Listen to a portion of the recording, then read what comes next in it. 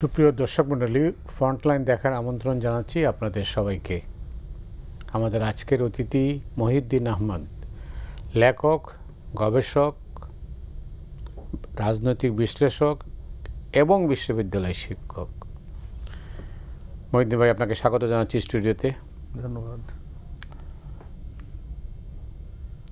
ইতিহাসের অনেকগুলো ঘটনার সাক্ষী আপনি, বাংলাদেশ স্বাধীন হওয়ার পর বা এর আগেও ৪৪টা বই লিখেছেন, বেশিরভাগই রাজনৈতিক। আপনি একটা বই লিখেছেন জাসদ নিয়ে লিখতে গিয়ে, অস্থির সময়ের রাজনীতি।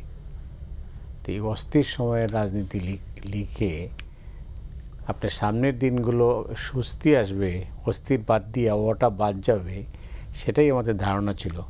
আজকের বাংলাদেশে 2024-এ অনেকগুলো ঘটনা ঘটেছে, বিপ্লব হয়েছে বা গণঅভ্যুত্থানই হয়েছে, তারপরে যে রাজনীতি, এটাও তো অস্থির। কি দেখলেন পরিবর্তন? আমরা তো এটা তো সাইক্লিক অর্ডারে চলে। আমরা গত 5 দশক ধরেই দেখছি এই উঠানামা এবং রাজনীতির নানান রকমের পালাবদল, এবং সবসময়ই আমরা বলি যে এখন ক্রান্তিকাল চলছে, ক্রান্তিকালের আর শেষ হয় না। তো কিন্তু এর মধ্যে বড় বড় যে মোড় পরিবর্তনকারী ঘটনা আমরা যেটা দেখি, 75 একটা, তারপরে 90ও একরকম দেখেছি, আর এই 2024-এ দেখলাম। তো 75 আর 90-এর সাথে 2024-এর একটা পার্থক্য আছে আমার যেটা মনে হয়। 2024-এ এসে আমার মনে হচ্ছে মানে এটাই এখন একটা অস্থির সময়ের মধ্য দিয়ে আমরা যাচ্ছি। এটা 75-এও মনে হয়নি, 90-ও মনে হয়নি।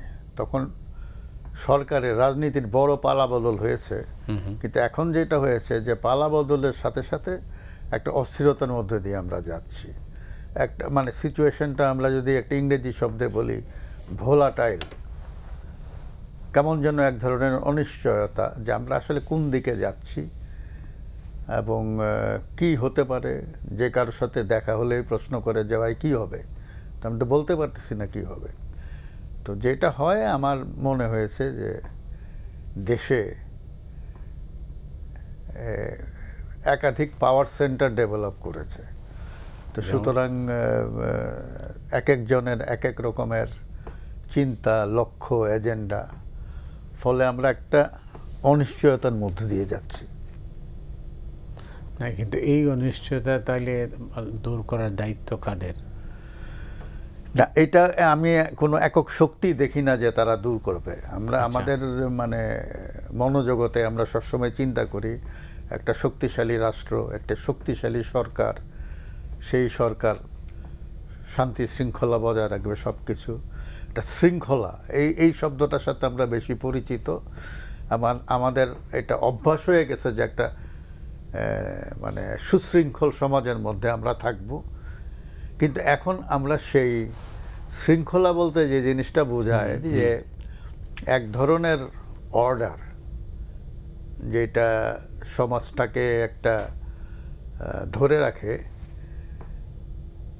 সেইটা এখন শিথিল হয়ে গেছে। আমরা একটা স্ট্রং গভর্নমেন্ট দেখেছি এর আগে, 24শে আগস্টের আগে।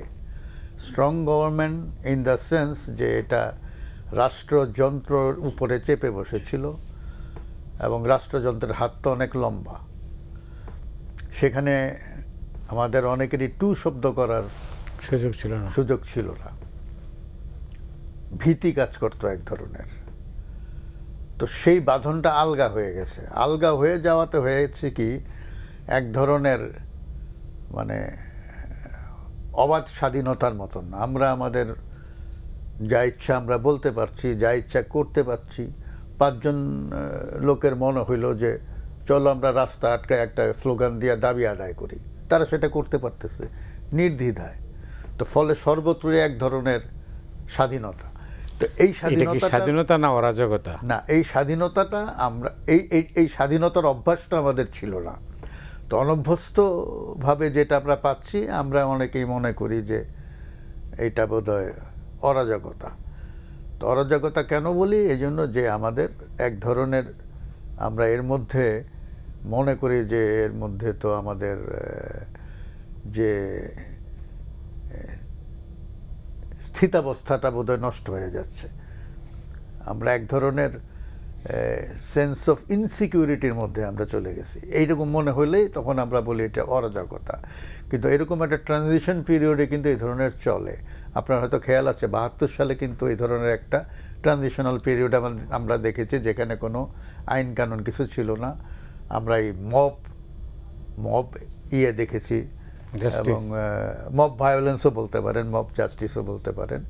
তারপরে সরকারের থিতু হতে সময় লেগেছে কয়েক মাস, যেহেতু শেখ মুজিব অত্যন্ত ক্ষমতাধর এবং জনপ্রিয় নেতা ছিলেন, ফলে খুব ইজি হয়েছে তার জন্য মানে এক ধরনের অর্ডার এস্টাবলিশ করতে। এখন সেই জিনিসটা নাই, মনে হচ্ছে নাই। এবং ৫ই আগস্ট ঘিরে যে মানুষের মধ্যে যে আবেগ, উন্মাদনা, আকাঙ্ক্ষা এগুলো কাজ করেছিল প্রচণ্ড রকমের, এইটা কোনো মানে আমি বলবো যে এইটার যে একটা সাংগঠনিক রূপান্তর হবে বা দার্শনিক রূপান্তর হবে, সেটা আমরা দেখছি না আপাতত। এবং এটা হয়তো চটজলদি হবেও না।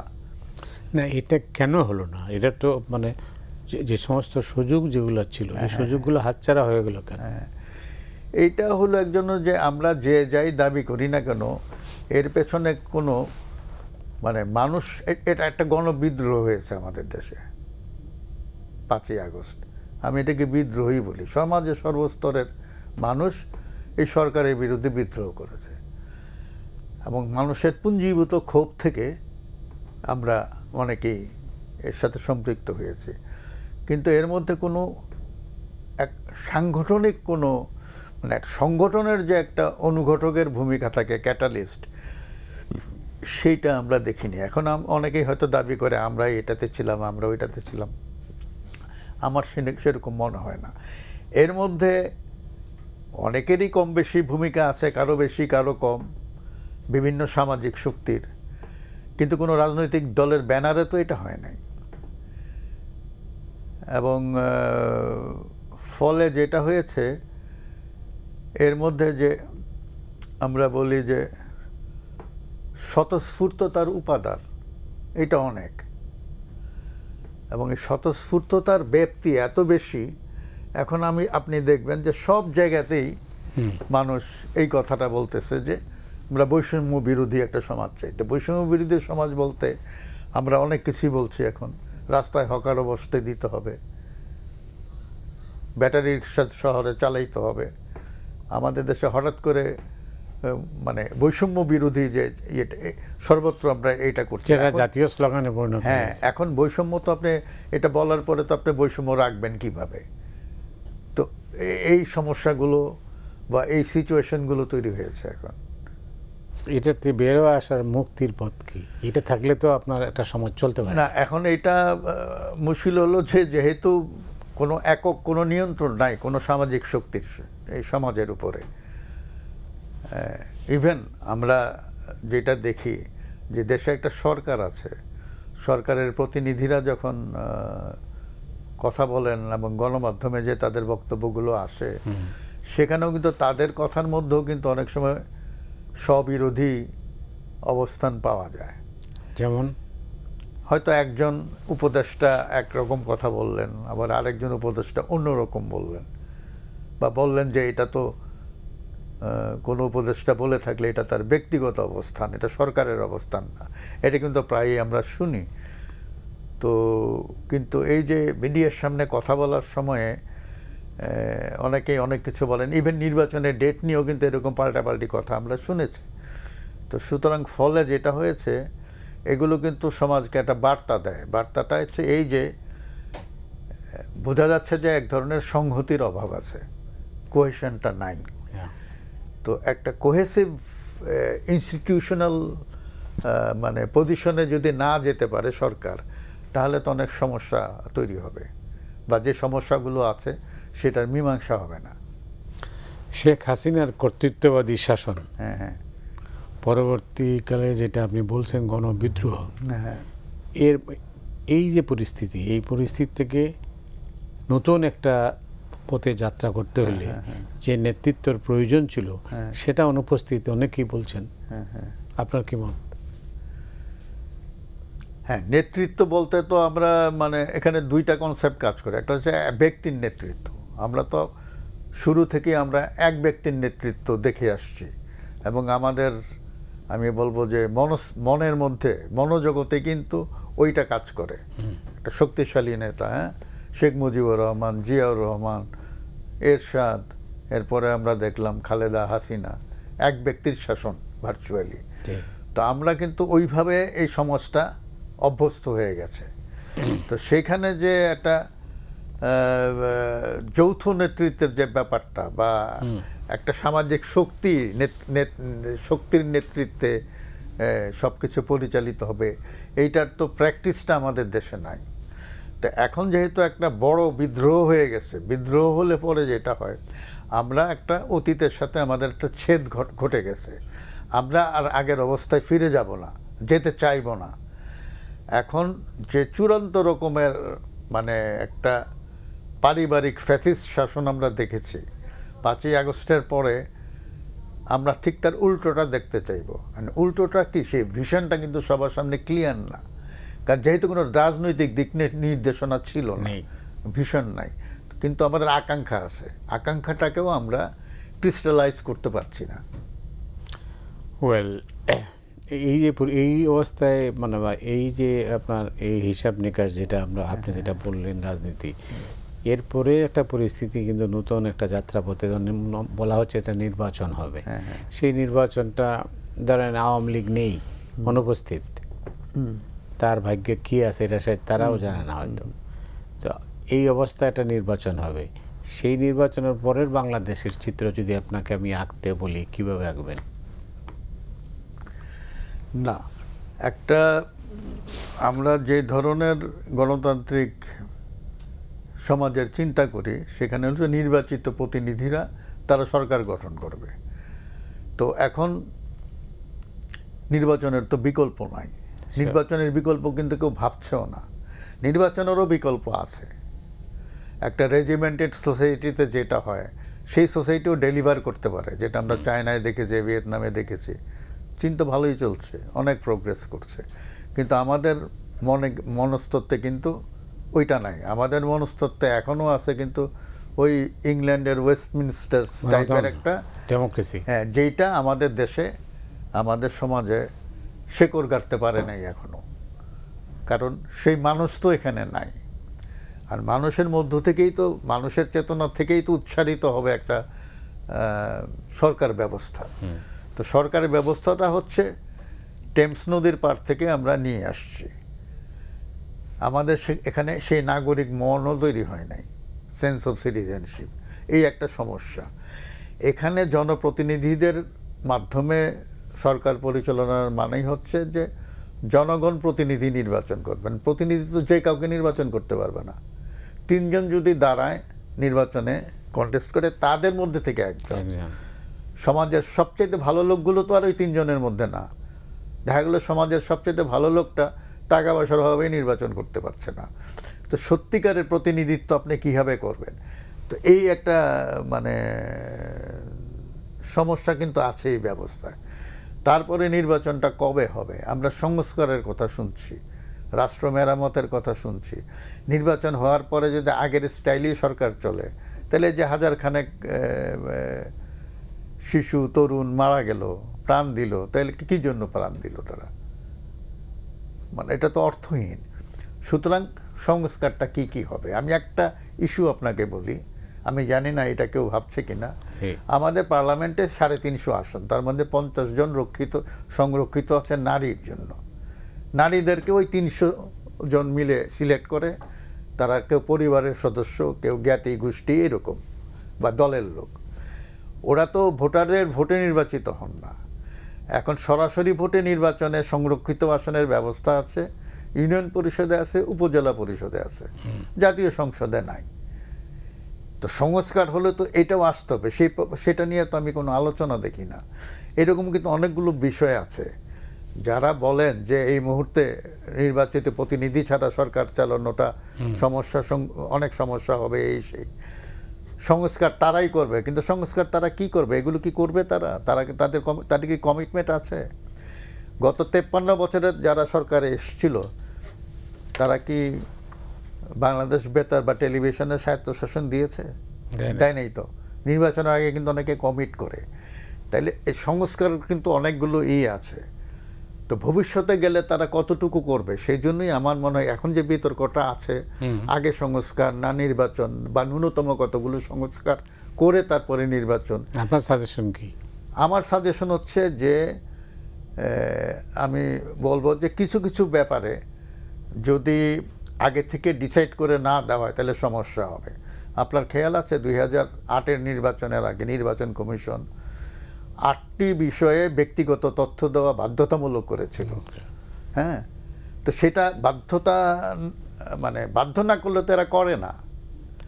পরবর্তীকালে মানুষ এটা তো হ্যাঁ, তারপরে তারা বলেছিল যে প্রত্যেক লেয়ারের কমিটিতে অ্যাটলিস্ট 1/3 সদস্য নারী সদস্য থাকতে হবে। টাইম দিয়েছিল 10 বছর, আজ পর্যন্ত হয় নাই, এটা কেউ করে নাই। তো সুতরাং করবে না, তো তারা নিজের থেকে করবে না। তো এই বিষয়গুলো আছে। তা আমি মনে করি এগুলো নিয়ে সিটিজেনদের মধ্যে অনেক বেশি ডায়ালগ হওয়া উচিত। এবং আমি মনে করি যে একটা সিটিজেন্স চার্টার থাকা উচিত, অর্থাৎ এই দেশের মালিক কিন্তু জনগণ, রাজনৈতিক দলগুলো মূল স্টেক হোল্ডার না, মূল স্টেক হোল্ডার জনগণই। রাজনৈতিক দলগুলো হচ্ছে আমার চোখে রাষ্ট্র এবং জনগণের মধ্যবর্তী একটা স্তর, সেটা আপনি মধ্যস্বত্বভোগীও বলতে পারেন।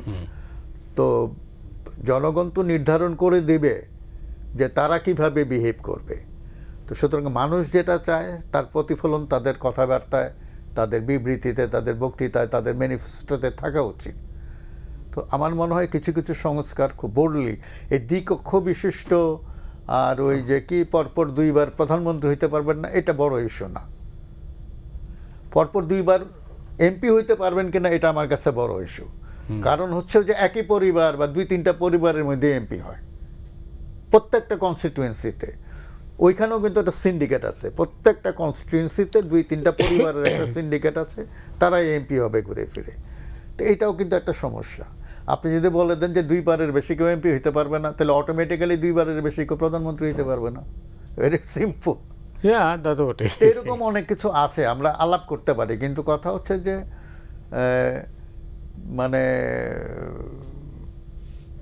এই ক্ষেত্রে যেমন সংবিধান সংশোধনের একটা সংবিধান সংশোধন মানে কি, সংবিধানটা সংস্কার তৈরি করা হয়েছিল এক ব্যক্তির মুখের দিকে তাকিয়ে। সেখানে মন্ত্রিসভা হচ্ছে accountable to the prime minister, not to the parliament. তো আমাদের তো অনেক কিছু বদলাতে হবে, আর এত বড় সংবিধানের তো দরকার নাই। আমি মনে করি যে সংবিধান 5 পৃষ্ঠা 10 পৃষ্ঠা ইভেন রিটার্ন না থাকলেও চলে। Citizens charter is very important, যে নাগরিক সনদ, যে এই নাগরিকদের আকাঙ্ক্ষা, এবং যারাই আকাঙ্ক্ষার প্রতি সমর্থন দেবে এবং বাস্তবায়নের অঙ্গীকার করবে, একমাত্র তারাই নির্বাচনে পার্টিসিপেট করতে পারবে। এরকম একটা হওয়া উচিত আমার মতে। আপনি রাজনীতির সঙ্গে শুরুতে যুক্ত ছিলেন। বাংলাদেশের 53 বছরের রাজনীতিতে অনেকগুলো অমীমাংসিত বিষয় রয়ে গেছে। সরকার আসে, একরকম ইতিহাস লেখে, সরকার চলে যায়, ওই ইতিহাস বাতিল হয়ে যায়, মানে অর্থাৎ সরকার বদলায়, ইতিহাসও বদলে যায়। এই ইতিহাসের মানে নিরিখে যদি আমরা চিন্তা করি বিষয়টাকে, এটার একটা মীমাংসিত বিষয় তো নিশ্চয়ই আছে, এইটার পথ কি? এটা মীমাংসা করাটা খুব দুরূহ। কারণ হচ্ছে যে আমাদের এখানে ওই যে কর্তৃত্ববাদী একটা আছে, আমাদের রাজনৈতিক নেতারা তো আচরণ করে সামন্ত প্রভুর মতন। আমি সব করেছি, বা আমার বাবা সব কিছু করেছে, বা আমার স্বামী সব কিছু করেছে, এইরকম কথাবার্তা আছে। তো এখানে তো কোটি কোটি মানুষ আছে, তারাও তো অনেক কিছু করেছে। আমরা বলি যে হাজার হাজার লাখ লাখ মানুষ প্রাণ দিয়ে দেশ স্বাধীন করেছে, তাহলে কারো ভাষণে, কারো ঘোষণায় তো স্বাধীন হয় নাই। ওইটাও হয়তো গুরুত্বপূর্ণ, কিন্তু মানুষ যে রক্ত দিল, প্রাণ দিল, সেটার গুরুত্ব আছে না? হ্যাঁ, ডেফিনেটলি। এর ছাড়া হবে? তো সুতরাং ক্ষমতাসীনরা যেটা করে, তাদের গোষ্ঠীগত স্বার্থে তারা এক ধরনের বয়ান হাজির করে এবং মানুষকে সেই বয়ানটা গিলতে বাধ্য করে। কিন্তু সরকারের পরিবর্তন হলে ওই বয়ানটা পাল্টে যায়, তখন আরেকটা বয়ান আসে, সেটা ওই ধরনেরই একটা বিকৃত বয়ান। তো সত্যিকার অর্থে যদি জনগণ স্বাধীন হয়, স্বাধীনভাবে মত প্রকাশ করতে পারে, তাহলে ওই স্বাধীন চিন্তা থেকে কিন্তু অন্যরকম ডিসকোর্স আসবে সমাজে, তাই না? ইতিহাসটা সেভাবে হবে, ইতিহাসটা অবমুক্ত হবে। শেখ হাসিনার উত্থান এবং পতন, এ নিয়ে আমার বিশ্বাস আপনি বই লিখবেন, এটাই স্বাভাবিক। আপনাকে আমি যতটুকু চিনি, জানি, তো সেটার থেকে আপনি শেখ হাসিনার এই উত্থান পতনের কোন দিকটা আপনি হাইলাইট করবেন? এটা তো এখনো বলা প্রিম্যাচিওর। আমি তো লিখবো, অবশ্যই লিখবো, কিন্তু শেখ হাসিনার উত্থান পতনের মধ্যে যে বিষয়টা, সেটা হচ্ছে ওইটাই যে আমাদের দেশের শাসকরা হচ্ছে সামন্ত প্রভুর মতন, এবং এই যে ব্যক্তি, পরিবার এবং একটা ছোট গোষ্ঠী, এদেরকে নিয়ে মানে চিরকাল ক্ষমতায় থেকে যাওয়ার জন্য নির্বাচনী বিধি ব্যবস্থাকে ম্যানিপুলেট করা, এটা করতে করতে একটা পর্যায়ে এসে শেখ হাসিনার পতন হলো। তো নির্বাচনী বিধি ব্যবস্থা ম্যানিপুলেশন তো আমাদের দেশে এর আগেও হয়েছে। নির্বাচনী বিধি ব্যবস্থা ম্যানিপুলেশনের চিন্তা না থাকলে হয়তো ১-১১ও হতো না, তাই না? ইয়াজউদ্দিন ইত্যাদি ইত্যাদি আমি বললাম। তো সুতরাং শেখ হাসিনাকে আপনি ধরতে পারেন যে বাংলাদেশের রাজনীতিতে একটা উইন্ডো হিসাবে শেখ হাসিনাকে ধরে তার সময়টাকে যদি আমরা বিশ্লেষণ করি, তাইলে আমরা দেখব যে একটা গণতান্ত্রিক অভিযাত্রার পথে শাসকরা কিভাবে কর্তৃত্ববাদী হয়ে ওঠে এবং একটা পর্যায়ে এসে চূড়ান্ত রকমের ফ্যাসিস্ট হয়। তো এই যে মানে পর্যায়ক্রমে এই যে এটাকে বলবো যে এই জিনিসগুলোই কিন্তু পতনের পথ খুলে দেয়। আপনি যদি স্বাভাবিক গণতান্ত্রিক পদ্ধতিতে রেজিম চেঞ্জ করতে না পারেন, তাহলে এটা ভায়োলেন্সের দিকে যাবে, এটা কেউ ঠেকাতে পারবে না, নানানভাবে হতে পারে। সো সাংবিধানিক পদ্ধতিতে শান্তিপূর্ণভাবে ক্ষমতা পালাবদল না ঘটানোর সুযোগটাকে নিঃশেষ করে দেওয়া হয়েছিল, যার ফলে ৭৫ হলো। এবং এর পরবর্তীতে আমরা দেখলাম যে তত্ত্বাবধায়ক সরকারের বিধানটা বাতিল করে এই যে আজীবন ক্ষমতায় থাকার যে একটা চেষ্টা হয়েছিল, সেটার কারণেই তো শেখ হাসিনার শুধু পতন না, তাকে মানে আমি কি বলবো, লজ্জাজনকভাবে পালিয়ে যেতে হলো। তার সমস্ত দলের নেতা, কর্মী, সমর্থকদের ফেলে রেখে তিনি এবং তার ক্লোজ আত্মীয়রা পালিয়ে গেলেন। মানে কতটুকু স্বার্থপর হলে একজন নেতা এরকম করতে পারেন। কিন্তু এটা কিন্তু আবার তার যারা অন্ধ অনুগত আছে, যাদেরকে আমরা দলদাস বলি, দলদাসদের মাথায় এটা ঢুকবে না। কেন? কারণ আপনি দেখবেন এই দলদাসরা এখনো ফেসবুকে বিভিন্ন জায়গায় দেশে বিদেশে সক্রিয়, তাদের মধ্যে বিন্দুমাত্র অনুশোচনা নাই, আমরা ভুল করেছি, আমাদের এটা ঠিক হয় নাই। যেমন আপনার খেয়াল আছে 1996 সালে নির্বাচনের আগে শেখ হাসিনা ক্ষমা চেয়েছিলেন, ভুল স্বীকার করে বলেছিলেন যে আমাদেরকে আরেকবার সুযোগ দেন। এবার কিন্তু তাদের মধ্যে সেই ধরনের অনুশোচনা নাই, কোথাও অনুশোচনা নেই, তারা মনে করেন তারা ঠিকই করেছে। তারা নতুন তথ্য হাজির করেছেন, বলছেন যে আমরা গুলি করিনি। এখন কত কিছু বলবে, তার সব কিছুর মধ্যে তারা ষড়যন্ত্র দেখে, শুধু এই ষড়যন্ত্র তত্ত্বটাই আনে তারা সব জায়গায়। এবং তাদের পেইড লোকজন আছে, তাদের কাছে তো প্রচুর টাকা পয়সা আছে, প্রচুর টাকা পয়সা তারা চুরি করেছে, সেই টাকাগুলো তারা এই সমস্ত গোয়েবলসি ও প্রচারণায় খরচ করছে এখন বিভিন্ন জায়গায়। আওয়ামী লীগের রাজনৈতিক ভবিষ্যৎ কি? আওয়ামী লীগের রাজনীতির ভবিষ্যৎ তো নির্ধারণ করে দেবে আমাদের দেশের রাজনীতিবিদরা। আমার তো এক সময় মনে হয়েছিল আওয়ামী লীগের আর রাজনীতি করার সুযোগই থাকবে না এই দেশে, কিন্তু আমাদের দেশের অনেক রাজনীতিবিদ আছে যারা মনে করে যে না, আওয়ামী লীগ থাকুক, ব্যক্তির বিচার হবে, দলের হবে না। ভালো কথা, আওয়ামী লীগ তাদের কথা, ব্যক্তি হয়তো ফেসিস্ট, দল ফেসিস্ট হয় না, বা এই ধরনের একটা যুক্তি তারা দেয়। তো যে তারা সুযোগ করে দেবে, এবং তার সুযোগ করার পেছনে তাদের নানান রকমের রাজনৈতিক হিসাব নিকাশ আছে, সমীকরণ আছে। সেই জন্যই নাহলে যে পরিস্থিতিতে আমাদের দেশ স্বাধীন হয়েছিল, আর 2024-এ যে গণবিদ্রোহ হয়েছিল, তারপরে আওয়ামী লীগের রাজনীতি করার লেজিটিমেসিটা তো নাই,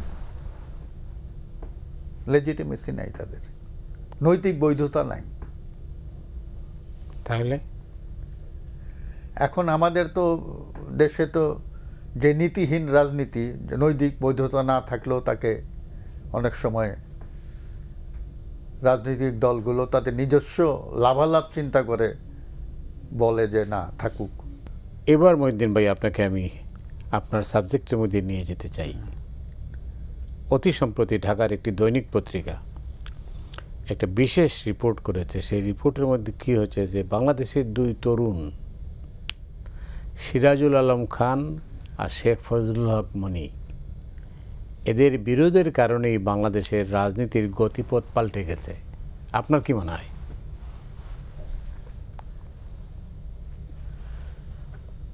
না, এটা তো মানে এই মন্তব্য তো উড়ায় দেওয়া যায় না, আমরা তো এটা চাক্ষুষ সাক্ষী। এই জন্য তো বললাম যে এটার মধ্যে আপনি জড়িত ছিলেন। তাদের মধ্যে সমস্যাটা ছিল, তাদের দুইজনের নেতাই হলেন শেখ মুজিবুর রহমান, এবং শেখ মুজিবুর রহমানের রাজনৈতিক উত্তরাধিকার কে বহন করবেন, এটা নিয়েই কিন্তু ছিল দ্বন্দ্বটা। এবং এই দুইজনের মধ্যেই তারা সমসাময়িক, দুইজনই প্রায় একই বয়সী এবং পরস্পরের ভালো বন্ধুও বটে। কিন্তু ওই যে উত্তরাধিকার প্রশ্নে এই বিষয়টা এসছে, মুক্তিযুদ্ধের সময় এটা কিছুকাল চাপা পড়েছিল, তারপরে আবার এটা সারফেসে চলে আসছে এবং এটা নিষ্পত্তি হয় নাই। তো ফলে যেটা হয়েছে যে আওয়ামী লীগ, বিশেষ করে আমি বলবো যে শেখ মুজিবের রাজনৈতিক মূল খুঁটি কিন্তু আওয়ামী লীগ ছিল না 60-এর দশকে, ওইটা ছিল ছাত্রলীগ। বিশেষ করে 62-র আন্দোলনের সময় থেকে শুরু করে পুরো 60-এর দশক এই ছাত্রলীগই ছিল শেখ মুজিবের প্রধান অবলম্বন, এবং ছাত্রলীগ নিয়ন্ত্রণ করতেন কিন্তু এই দুইজন। দুইজনের দুইটা আলাদা ঘরানা ছিল, এবং এটাকে প্লে করেছেন শেখ মুজিব, দুইটাই তার লোক। তো পরবর্তীতে তাদের মধ্যে যে বিরোধটা, এর মধ্যে ছিল একটা উত্তরাধিকারের প্রশ্ন, এর মধ্যে আবার আসছে কিছু রাজনৈতিক দার্শনিক প্রশ্ন, সমাজতন্ত্রের পক্ষ বিপক্ষ, এগুলো এসেছে। তো ফলে যেটা হয়েছে, এই প্রশ্নের নিষ্পত্তিটা হয় নাই, না হওয়ার ফলে ছাত্রলীগে বিভক্তি আসছে, এবং একটা বড় অংশ যারা রাজনীতিতে ম্যাটার করে তারা চলে গেছে বিরোধী শিবিরে, ফলে জাসদের জন্ম হয়েছে, এবং আমরা একটা টালমাটাল অবস্থার দিকে গেছি। এবং জাসদই হচ্ছে বাংলাদেশের প্রথম রাজনৈতিক দল যারা ক্ষমতাকে চ্যালেঞ্জ করেছে, যে যতই সমালোচনা করুক, এটা হচ্ছে ফ্যাক্ট। এবং তারা স্টেট পাওয়ারকেও অ্যাড্রেস করে রাজনীতি করেছে, যেটা 75-এ আমরা দেখলাম। তো এখন কথা হচ্ছে যে এই প্রশ্নটা আমিও করেছিলাম সিরাজুল আলম খানকে, যে আপনাদের দুইজনের মধ্যে ঝগড়া না থাকলে তো দেশটা অন্যরকম হতে পারত। তো এই আর কি, মানে কি হলে কি হতো, এটা দিয়ে তো আমরা এখন আলোচনা করতে পারবো না। যেটা হলো যে একটা উনি কি কোনো রিপ্লাই দিয়েছিলেন? উনি একটা মানে কি বলবো, একটা মানে এড়িয়ে গেছেন অনেকটা। আমিও একইবার বহুবার ওনাকে জিজ্ঞেস করেছি, কোনো জবাব দেন নাই। আমি জানি না এটার পিছনে কোনো রহস্য নিশ্চয়ই লুকিয়ে ছিল আর কি। যাই হোক, আপনি তো জামাত নিয়েও বই লিখেছেন, আপনার ফাইন্ডিংস কি? না, জামাত তো বাংলাদেশের রাজনীতিতে একটা মানে আমি বলবো যে আমাদের এখানে ঐতিহাসিকভাবে যে রাজনীতির ঘরানা দাঁড়িয়ে গেছে, আওয়ামী লীগ একদিকে, বিএনপি একদিকে, তার বাইরে আছে একটা ইসলামিস্ট ফোর্স আমরা বলি, তার মধ্যে প্রধান হচ্ছে জামাত, যদি আমরা ভোটের রাজনীতির কথা বলি। এবং জামাত 1970 সালে নির্বাচনেও কিন্তু দ্বিতীয় সর্বোচ্চ ভোট পেয়েছিল আওয়ামী লীগের পরেই। যাই হোক, 71-এ তাদের একটা বড় বিপর্যয় হয়েছে, জন আকাঙ্ক্ষার বিপরীতে দাঁড়িয়ে তারা জনগণ দ্বারা পরিত্যাজ্য হয়েছিলেন। আবার 75-এর পরে আমরা তাদের রিভাইভাল দেখি। তো আমি মনে করলাম যে তাদের একটা ইতিহাস থাকা দরকার। তো সে শুরু থেকে একবার জামাতে ইসলামী হিন্দ থেকে শুরু করে 2024 পর্যন্ত একটা ন্যারেটিভ জামাতের উপরে এটা চেষ্টা করেছি, যাতে পাঠকের কাছে একটা সাধারণ ধারণা আমি দিতে পারি যে জামাত আসলে কি। জামাত সম্পর্কে জামাতের নেতারা অনেক কিছু বলেন, সেখানে অনেক সুন্দর সুন্দর কথা বলেন। তারা তাদের মানুষের প্রত্যাশার বিপরীতে গিয়ে তারা যে সমস্ত কাজ করেছেন সেগুলো তো তারা বলেন না। আর অন্যরা যখন জামাতের সমালোচনা করেন, অন্য রাজনৈতিক দলগুলো, তখন তারা কিন্তু তাদের দলের দৃষ্টিভঙ্গি দিয়ে করেন। এর বাইরে গিয়ে আমি একটা নির্দলীয় ন্যারেটিভ লেখার চেষ্টা করেছি আর কি। ওয়েল, জামাত কিন্তু 71-এর ভুলের জন্য ক্ষমা চায়নি, আর 2024 মানে শেখ হাসিনাও কিন্তু মানে আওয়ামী লীগ এখন পর্যন্ত কিন্তু ভুল স্বীকার করেনি। তো দুইটার মধ্যে তো এক মিল খুঁজে পাচ্ছি আমরা। মিল আছে। জামাত এখন যে জামাতের যে লিডারশিপ, তাদের তো বিন্দুমাত্র লজ্জিত হওয়ার কথা না, কারণ 71-এর জন্য তারা দায়ী না। তো 71-এর জন্য দায়ী যে জামাতের লিডারশিপ, এটার দায় তারা কেন বহন করে বেড়াচ্ছে? তারা তো বলতে পারে যে আমাদের দল 71-এ যে কাজটা করেছে এটা ভুল ছিল, আমরা জনগণের বিপরীতে, আকাঙ্ক্ষার বিপরীতে গেছি, এবং পাকিস্তানি সেনাবাহিনীর অনেক নৃশংস কর্মকাণ্ডের তারা কোলাবোরেটর, সেই জন্য তাদের উচিত ছিল জাতির কাছে ক্ষমা চাওয়া। ক্ষমা চাইলে কিন্তু মানুষ অনেক কিছু ভুলে যায়। আর যদি তারা ইনিয়ে বিনিয়ে অনেক কথাবার্তা বলে কিন্তু ওই কাজটা না করে, আমি মনে করি তারা ক্ষমা চাইতে পারে।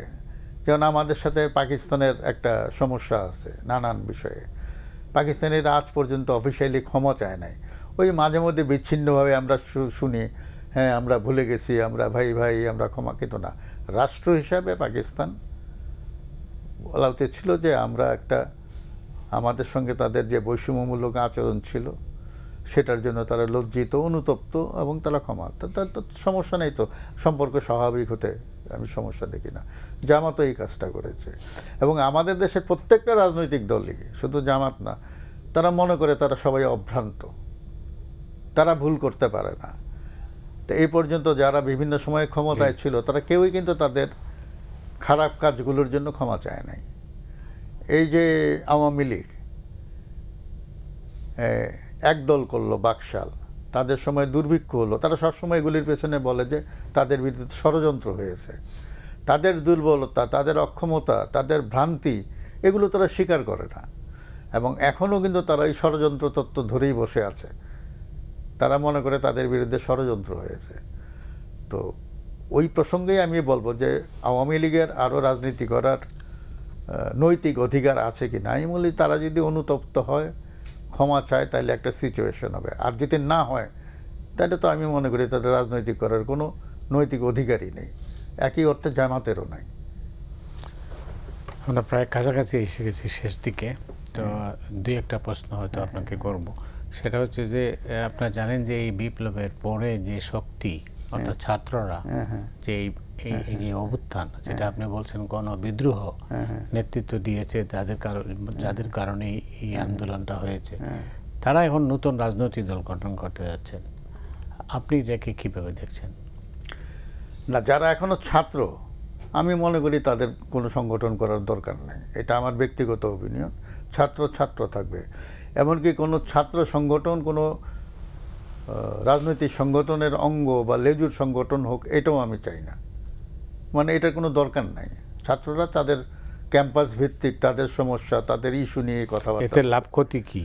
লাভ ক্ষতি হচ্ছে তাদের লেখাপড়া হয় না। আপনি দেখবেন যে বিশ্ববিদ্যালয় পর্যায়ে আপনি দেখবেন যে 90% ছেলে মেয়ে কিন্তু এগুলো করে না। অল্প কিছু পাবেন, যারা করিডোরে সারাদিনই মিছিল করে, ওই বিভিন্ন জায়গায় চিকা মারে, এটা কিন্তু সংখ্যায় খুব কম। বেশিরভাগ কিন্তু দলীয় রাজনীতি করে না, কিন্তু দলীয় রাজনীতি যারা করে তারা কিন্তু ক্যাম্পাসে মাস্তানিও করে, এটা আমরা দেখেছি, এবং তাদের ভয়ে অনেকে কথা বলে না। আর তারা যদি একটা রাজনৈতিক দল করতে চায়, রাজনৈতিক দল তো যে কেউই করতে পারে, সেটা সমস্যা না, কিন্তু একটা মানে যে সরকার আছে এই সরকারের কাজগুলোকে বৈধতা দেওয়ার জন্য যদি একটা রাজনৈতিক শক্তি মানে পরবর্তী নির্বাচনে সংখ্যাগরিষ্ঠতা নিয়ে আসে, তাহলে এন্ডোর্স করার জন্য সেটা তো লাগবে। তো সেই রকম চেষ্টা যদি থাকে তাহলে এটা কিন্তু মানুষ কিংস পার্টি হিসাবেই দেখবে। তো সুতরাং এই ব্যাপারে সরকারের এবং যারা রাজনৈতিক দল করছেন তাদের সচেতন থাকা দরকার। এই ক্ষেত্রে প্রফেসর ইউনূসের ভূমিকা কী হবে? প্রফেসর ইউনূসকে তো আমার কাছে সবসময় একটা অরাজনৈতিক ব্যক্তি মনে হয়েছে, আগেও মনে হয়েছিল, এবং সুযোগ থাকা সত্ত্বেও তিনি ১/১১ সময় প্রধান উপদেষ্টার দায়িত্ব নেন নাই। তো এখন তিনি সরকারের নেতৃত্বে আছেন, কিন্তু তিনি কোনো রাজনৈতিক দল করবেন এরকম ঘোষণা কিন্তু তিনি দেন নাই। আমার মনে হয় তিনি রাজনীতি করবেন না, তাই তো মনে হয়। কিন্তু তার সরকারের প্রচ্ছন্ন প্রশ্রয়ে যদি একটি রাজনৈতিক দল তৈরি হয় তাহলে সেটা জনগণের কাছে কিংস পার্টি হিসেবেই প্রতিফলিত হবে। যাই হোক, এই মুহূর্তে আপনি নতুন একটা বই লিখতে যাচ্ছেন আশা করি, সেই বইতে কি থাকছে? আমার তো সর্বশেষ বই হচ্ছে তাজউদ্দিন নামে একজন প্রধানমন্ত্রী ছিলেন, নভেম্বরে বেরিয়েছে। আর এখন আমি লিখছি, আমি তো বাংলাদেশের গুরুত্বপূর্ণ রাজনীতিবিদদের নিয়ে বই লিখেছি, শেখ মুজিবুর রহমানকে নিয়ে বই লিখেছি, মৌলানা ভাসানীকে নিয়ে লিখেছি, সিরাজুল আলম খান, সিরাজ শিকদার, তাজউদ্দিন আহমদ। এখন আমার সাবজেক্ট হচ্ছেন খালেদা জিয়া। আচ্ছা, আমার কাছে মনে হয়েছে ৮০-র দশক থেকে এই দেশের রাজনীতি নিয়ন্ত্রণ করেছেন ৩ জন ব্যক্তি, হোসেন মোহাম্মদ এরশাদ, খালেদা জিয়া, শেখ হাসিনা। তাই মনে করি তাদের নিয়ে বই থাকা উচিত। তো আমি খালেদা জিয়াকে নিয়ে লিখছি। আমি দেখলাম যে তার যে উত্থান, একজন গৃহবধূ স্বামীর মৃত্যুর পরে আস্তে আস্তে আস্তে আস্তে তার রাজনীতিবিদ হিসেবে উত্থান, এবং এখন যে বিএনপি আমরা দেখি এটা কিন্তু জিয়া রহমানের বিএনপি না। জিয়া রহমানের বিএনপি এরশাদ একদম ধ্বংস করে দিয়েছিল, ভাগ করে লোকজনকে ভাগিয়ে এনে। এরশাদ বিরোধী আন্দোলনের মধ্য দিয়ে কিন্তু খালেদা জিয়া নিজেকে নেতা হিসাবে প্রতিষ্ঠিত করেছেন এবং দলটাকে পুনর্গঠিত করেছেন। সুতরাং এখন যে বিএনপি, এটা খালেদা জিয়ার আমি বলি অবদানই বেশি। তার মধ্যে তার টানাপোড়েন আছে, তিনি 2 মেয়াদে ক্ষমতায় ছিলেন, ক্ষমতায় গেলে যা হয় নানান রকম ভুলভ্রান্তি হয়। তো তার যে রাজনীতিতে তার উত্থান, তার বিপর্যয়, তার কারাগারে যাওয়া, আবার ফিরে আসা, এই সমস্ত বিষয় নিয়ে এটা একটা রাজনৈতিক আখ্যান বলতে পারেন। আমি যেটা লিখেছি তার সম্বন্ধে এটা হলো পলিটিক্যাল বায়োগ্রাফি, যেটা আশা করছি জানুয়ারি মাসে হয়তো প্রকাশিত হবে। মানে আপসহীন নেত্রী। আপসহীন ইমেজটা তো তার হয়েছে ৮০-র দশকে, যখন এরশাদের দেওয়া নির্বাচনে তিনি অংশ নেন নাই এবং সব দলই নির্বাচনে অংশ না নেওয়ার ব্যাপারে একমত ছিল। হঠাৎ করে আমরা দেখলাম আওয়ামী লীগ তার সম্ভাবনা কি সিপিবি, মুজাফফর ন্যাপ এবং জাসদের একটি অংশ, এরা মিলে ইলেকশনটা করে ফেলল। সে খালেদা জিয়া গেলেন না নির্বাচনে। ওই নির্বাচনে না যাওয়ার কারণে তার মধ্যে একটা আপসহীন, আমি বলবো যে তিনি এরশাদের সাথে কম্প্রোমাইজ করেন নাই। এবং শেখ হাসিনা ৯৬ নির্বাচনে গিয়ে উনি গেলেন কিন্তু জামাতকে সঙ্গে নিয়ে, জামাত ওই নির্বাচনে পার্টিসিপেট করে 10টা আসন পেয়েছিল। তো ফলে যেটা হয়েছে ৮৬ সালের নির্বাচনে শেখ হাসিনা 2টা কাজ করছেন। একটা হচ্ছে এরশাদের সামরিক শাসনকে বৈধতা দিয়েছেন, আর একটা হচ্ছে জামাতে ইসলামীকে বৈধতা দিয়েছেন। তো জামাতে ইসলামীকে সঙ্গে নিয়ে পার্লামেন্টে যাওয়ার মাধ্যমে জামাতে ইসলামী বৈধতা পেয়ে গেছে। আওয়ামী লীগের মুখে কোনোদিনও শোভা পাবে না যে জামাত কেন স্বাধীনতা বিরোধী শক্তি, তারা কেন রাজনীতি করে। নো, তারা একসঙ্গে নির্বাচন নিষিদ্ধ করলো। এটা করেছে ছাত্র আন্দোলন থেকে দৃষ্টি সরানোর জন্য, একটা বদ মতলবে জামাতকে যে জন্য নিষিদ্ধ করেছে, এটা যদি যুদ্ধাপরাধের কারণে নিষিদ্ধ করা হতো তাহলে এটা 2009-এই করতে পারতো। ওয়াই এতদিন অপেক্ষা করলো কেন? সেই, তাই না? এই আর কি। সর্বশেষ একদম মানে আগামী দিনের রাজনীতি কিভাবে দেখছেন, আপনার ধারণা কি? আমার মনে হয় আগামী দিনের রাজনীতিতে আরো অনেক বেশি সমস্যা সংকুল এবং অনেক চ্যালেঞ্জ, এবং আমরা মানে এটা পূর্বাভাস দেওয়াটা খুব মুশকিল। কারণ ওই যে বললাম একাধিক পাওয়ার সেন্টার আছে, এবং এই বিষয় মানে 2024-এর 5ই আগস্ট পরবর্তী যে ট্রানজিশনাল স্টেজের মধ্য দিয়ে আমরা যাচ্ছি, এই ট্রানজিশনটা কতটুকু দীর্ঘায়িত হবে এটা এই মুহূর্তে বলা মুশকিল, তবে দীর্ঘায়িত হওয়ার সম্ভাবনা আছে। মহিউদ্দিন ভাই, অনেক অনেক ধন্যবাদ আপনাকে। দর্শক মণ্ডলী, আপনারা যারা এই অনুষ্ঠান দেখলেন, আপনাদের সবাইকে ধন্যবাদ জানিয়ে আজকের মতো এখানেই বিদায় চাইছি।